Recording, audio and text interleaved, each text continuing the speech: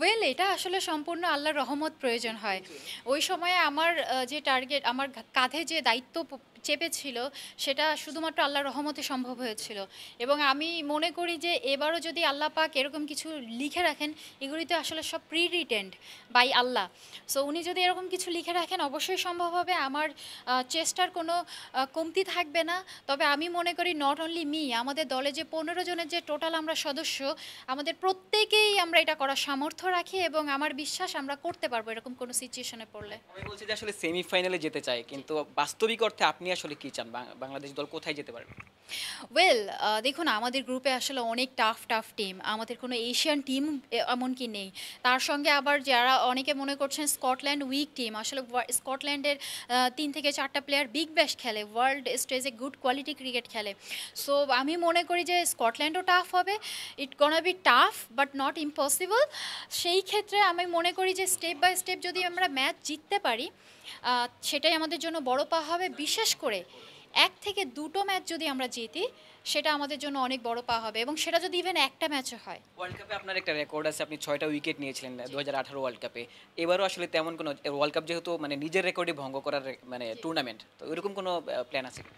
এটা আসলে টাফ হবে না আমার বিশ্বাস। যদি আমি খেলার সুযোগ পাই, আমি চেষ্টা করব 6-এর জায়গায় 7টা উইকেট নেওয়ার জন্য। তবে এটাও আসলে ভাগ্যের ব্যাপার, উইকেট আসলে ভাগ্যের ব্যাপার। তবে সবথেকে বড় কথা হচ্ছে নিজের রেকর্ড ভাঙা তো অন্যরকম আনন্দ, তবে দলের জয়ে অবদান রাখা, ছোট্ট ছোট্ট অবদান, সেটা যদি একটা ডটের মাধ্যমে হয় তাহলে সেটা অনেক বড় ব্যাপার হবে আমার জন্য। জয়ের কথা বলছিলেন, বিশ্বকাপে বাংলাদেশ 10 বছর ধরে জিততে পারছে না।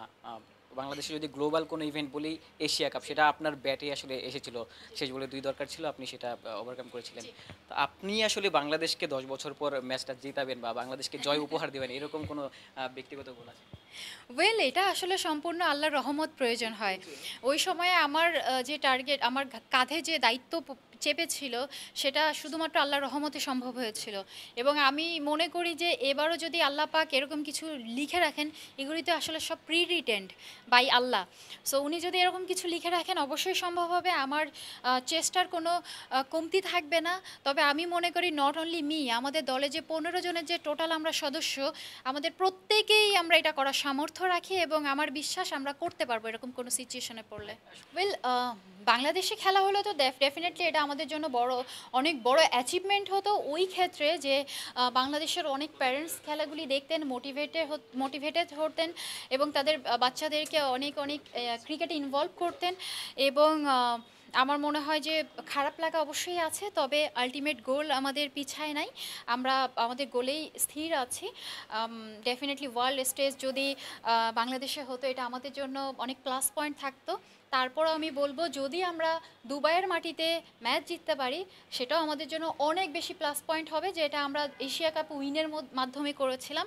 সো ডেফিনেটলি আমরা চেষ্টা করব দলের জয়, দলের বাংলাদেশকে উইন করে বাংলাদেশের জন্য সুনাম বয়ে নিয়ে আসতে, যাতে করে আমাদের নেক্সট জেনারেশন উপকৃত হয়।